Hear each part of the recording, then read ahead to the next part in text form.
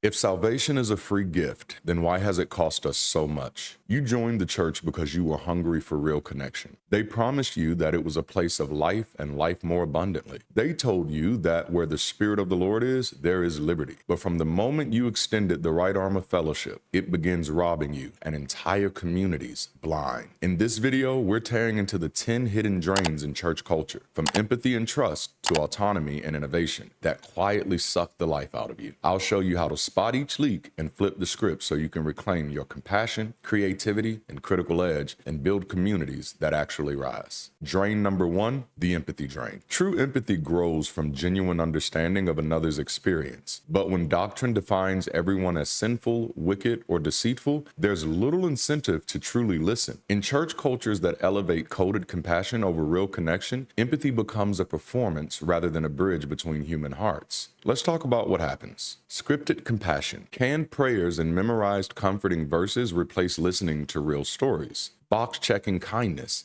Members learn that reciting the right platitude is more important than entering into another's pain. And then there's also judgment over journey. If someone's struggle is labeled as a moral failure, congregational care skips straight to correction instead of comfort. There are real-world consequences for this. There's isolation and crisis. People facing grief, addiction, or mental health struggles feel unseen when their lived pain doesn't fit the sin versus salvation script. And the emotional labor becomes theater. Volunteers learn how to rehearse responses like, "I'm praying for you," without ever asking, "What do you really need from me?" And then this leads to broken trust. When help arrives bound by doctrine, recipients learn that vulnerability invites doctrine, not dignity. Let's talk about why this matters. Scripted compassion replaces genuine care. Ritual prayers can't fill the gaps left by the absence of real listening and action. And then emotional labor becomes performance, not understanding. Checking empathy boxes erodes our ability to stand in solidarity. If your compassion needs a disclaimer, is it solidarity or just sanctioned sympathy? Number 2, the trust drain. Because the church often claims divine authority yet lacks transparent accountability, it becomes a hotbed for scandal and abuse. Stories of church hurt, sexual assault, financial misconduct, and spiritual abuse abound widely, eroding not just faith in institutions, but in humanity itself. If society believes that church leaders represent the best of humanity, then they run the risk of losing faith in all of humanity because even God's chosen ones can't keep it together. Let's unpack how this derails. First, there are cover-ups, which are used as spiritual protection. Wrongdoing is hidden to preserve the flock, not to protect the victims. Allegations get handled in secret tribunals or swept under doctrinal mercy carpets under the guise of covering authority or restoring the fallen. And this breeds a don't ask, don't tell culture. Members learn to stay silent rather than demand transparency. Fear of ostracism outweighs speaking out. Leadership mistakes become unspoken taboos, not lessons for better governance. Victims end up being blamed for testing faith. Survivors are told their questions or their complaints indicate unbelief, not genuine hurt. That message deters future whistleblowers and deepens cynicism. Now let's unpack the real-world consequences of this one. First, there's community fracturing. Communities split or completely dissolve when scandals surface, taking decades to rebuild trust, if ever. And then there's broader cynicism. Observers assume all churches are corrupt, then apply that suspicion to every institution, government, charity, even interpersonal relationships. And then there's, of course, the loss of potential allies. People who would have mobilized for social good walked away, disillusioned by the hypocrisy behind the pulpit. Why does this matter? Because cover-ups and scandals erode faith in leadership. Once trust is broken, community cohesion unravels. Don't ask, don't tell cultures teach secrecy over transparency. Silence becomes the default response to crisis or criticism. So the question is, how many potential catalysts for social good walked away when they saw what really happened behind closed doors? The third drain I want to hit today is the autonomy drain. Christianity's replacement theology that Christ lives in you, not you, positions the believer as God's property. So when God is silent, church authorities stand in as his mouthpiece. This dynamic transforms free thinkers into obedient subjects, turning every congregation into a high control environment. Let's talk about how this derails. First, it presents submission as salvation. Taught that your true self is dead, a shell to be inhabited and directed by Christ. Every decision, acknowledge him in all your ways, becomes theological, not personal. Leaders then become proxy voices. In a world where this God doesn't actually speak, move, appear, or seem to exist,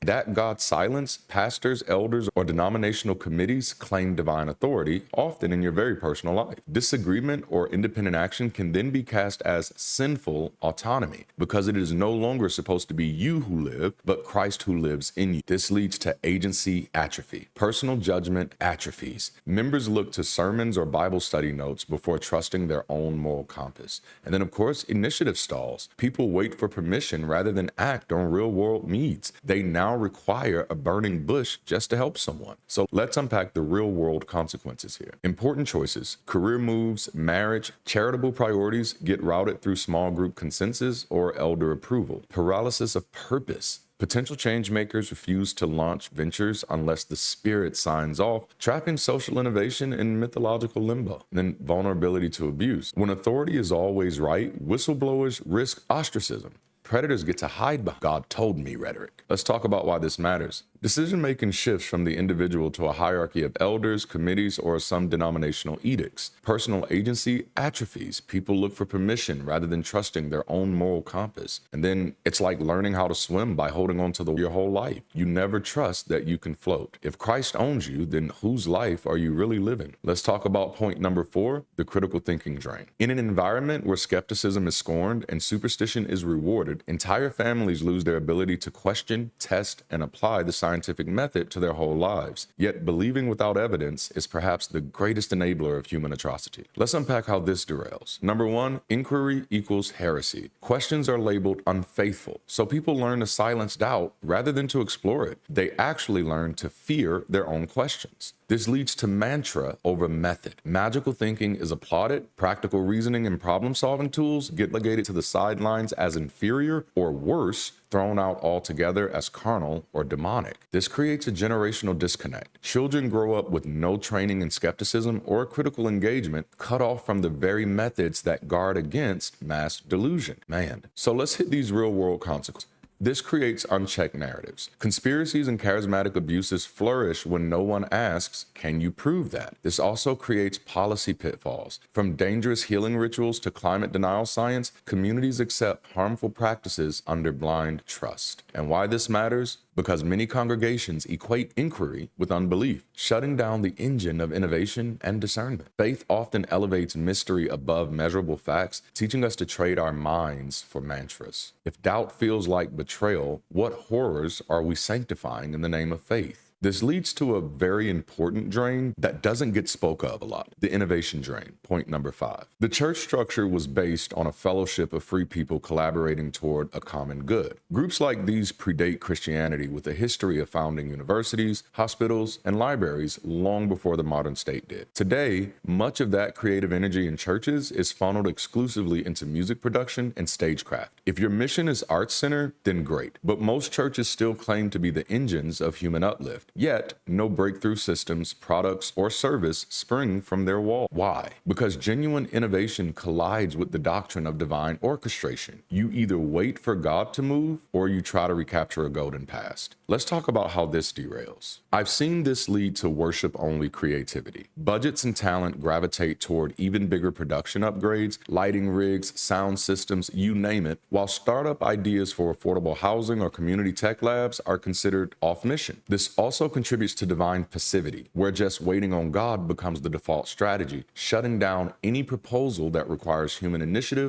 or risk. And of course, it contributes to institutional inertia. Church bylaws and mission statements rarely evolve. A proposal to launch a social justice accelerator or an ethical tech incubator is too radical or not biblically grounded. I'm calling this one out because our country is headed right back into this drain right now. This also leads to risk aversion culture. Fear of untested territory leads leaders to stick with Sunday morning formulas. If it worked in 1950, then trust it'll work tomorrow. There are obviously real-world consequences here. There's stalled solutions. Neighborhoods could benefit from co-ops, mentorship platforms, or clean energy projects, yet those blueprints sit in someone's journal untouched. Talent hemorrhages. Entrepreneurs who join church boards hoping to launch social ventures end up rewriting mission statements instead. And then there's missed alliances. Secular innovators and civic leaders bypass the church because it never moved beyond hymns and handshakes. And then, of course, community drift. Congregations watch NGOs and city governments pilot new models, only to recruit those successes later as outside experts. Why does this matter? Because fear of uncharted territory stifles new approaches to social justice, science, and art. Church bylaws often lag decades behind cultural needs, so real-world solutions get shelved. It's like owning a high-tech lab but only allowed to mix worship paint. Your most powerful tools gather dust. Let's move on to the sixth point of this conversation. There's a love drain, and it happens when people define love by indoctrination over interaction. One of the most dangerous outcomes of a culture that measures love by a book rather than by real-world engagement is that it launches an insidious assault on the very idea of love itself. When love becomes whatever the doctrine says it is, people give themselves permission to enact truly unloving behaviors, yet believe wholeheartedly they're being loving. Let's talk about what happens. Affection equals assent. Love is dispensed only when you conform. Doubt or dissent, affection is withdrawn. Community becomes conditional. Relationships hinge on shared dogma, not shared humanity. If you step outside the approved belief circle, you step outside the circle of care. It's like loving someone only if they wear the same uniform. True connection needs no dress code. Let's talk about how doctrine warps love. Number one, it's rule book over relationship. Every conversation is reduced to checking doctrinal boxes instead of heart-to-heart listening. Correct belief is treated as the highest form of care, while genuine vulnerability is actually seen as a threat. This leads to rationalizing cruelty. Exclusion, shaming, or gossip get framed as tough love because the book commands it. Members learn to police each other's hearts under the guise of spiritual protection. This absolutely leads to an erosion of empathy. When love adherence, empathy atrophies. It's easier to condemn than to sit with someone's doubt or their pain. Real acts of compassion, like showing up in crisis or advocating for justice,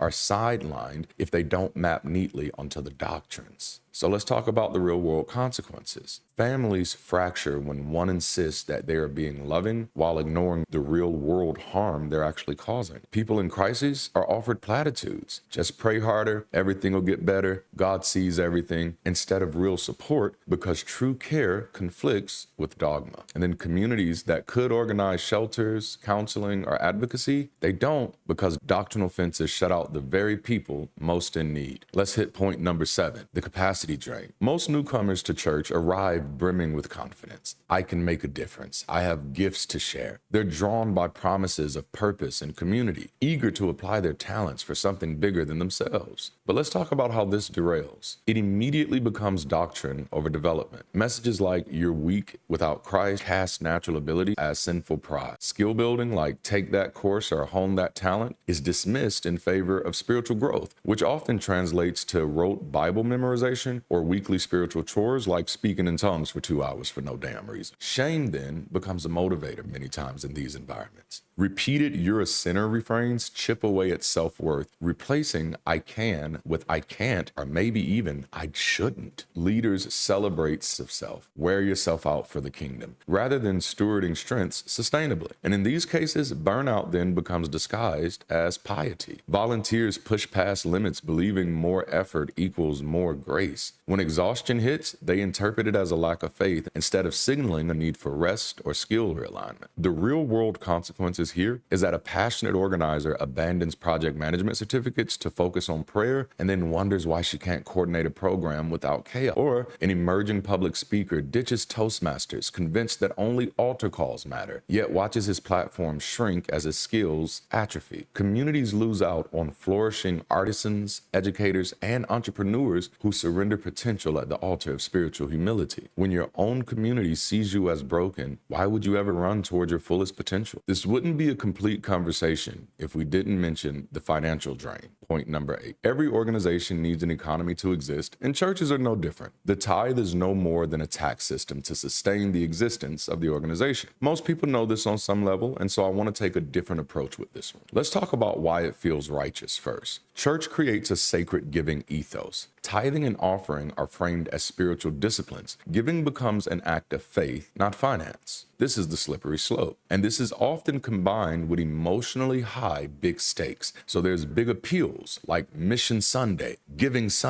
game day. These stir hearts more than spreadsheets ever could. But let's peek a little closer and unpack how this one derails. In many cases, even the churches that do excellent work, and I'm talking about community outreach, much of that outreach comes at an internal cost. General gifts flow to overseas missions and community programs, but often at the expense of the very families who struggle to tithe. Members scramble to cover rent or their bills so the church can plan another satellite campus or host another big outreach event that looks good for the church but doesn't actually make a dent in societal issues. There is also a culture of obscure budgeting. Line item transparency disappears behind God will provide rhetoric. No one asks for quarterly P&Ls or cash flow projections. Finance committees meet in closed rooms. Congregants assume rather than verify that funds are well spent. This leads to deferred consequences. Missed months of giving lead to emergency loans or mortgage defaults, yet congregations rarely run stress tests on their own budgets. When the roof leaks or the utility bills pile up, the faith economy narrative kicks in. Ask for more faith, not more data. There are obviously real-world consequences here. A church raising funds for a new outreach center finds itself one unpaid utility bill away from foreclosure. In these cases, that means the majority of the money that church has raised has went to an absolute waste. Social service programs launch with fanfare, but then fizzle mid-year for lack of reserve fund. Member families go without basic needs because spiritual sacrifices overshadow household stewardship. We waste the opportunity to model sustainable people-centric microeconomies that can power real-time solutions in a real world. And now on to our ninth point of the day, the talent drain. For many artists, musicians, painters, poets, the church is the only consistent stage. Sunday services, youth gatherings, worship nights, it's a weekly showcase where their gifts are uplifted and their purpose feels clear. They believe their art can heal, uplift, and unite. Let's talk about how this one derails. One of the many things that they first encounter is censorship becomes cloaked as spiritual integrity. Lyrics must reference approved themes, melodies must fit a familiar mode,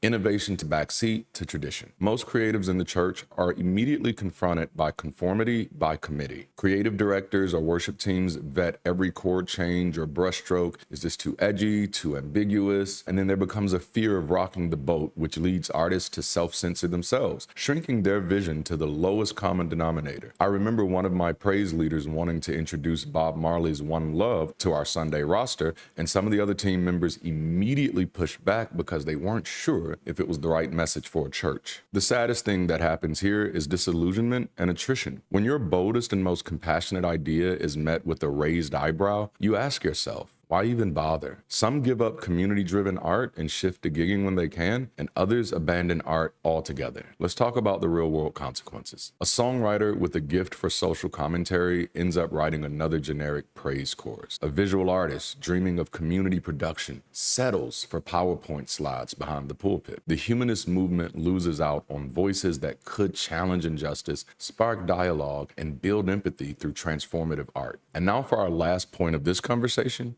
brain drain of people-centric leaders. Most ministry aspirants aren't drawn by tithes or theology. They're drawn by a call to serve. They see suffering souls, broken families, hungry children in a real world and think, I can do something about that. They sign up for seminary or volunteer on mission trips because they believe their gifts, compassion, organization, vision can change lives. Let's unpack how this derails. Much like the artist, they're met with an institution-first reality. From day one, you're taught that loyalty to the institution equals loyalty to the mission. Budgets, calendars, programming priorities are set by denominational edicts or doctrinal committees, not necessarily by neighborhood needs. Superstition then becomes the strategy.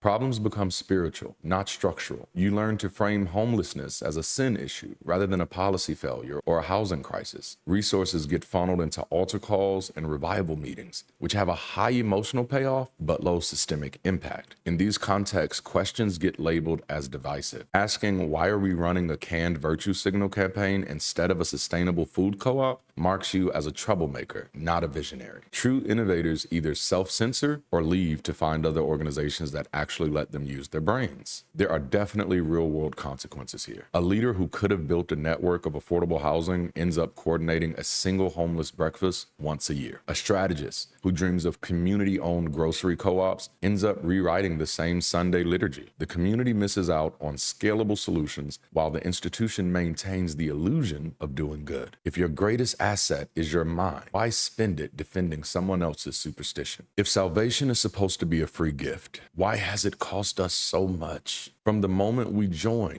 these unseen drains on our empathy, our trust, our autonomy, our critical thinking, our innovation, our love, our capacity, our finances, our creativity, and our very leadership begin siphoning away the life we came to find.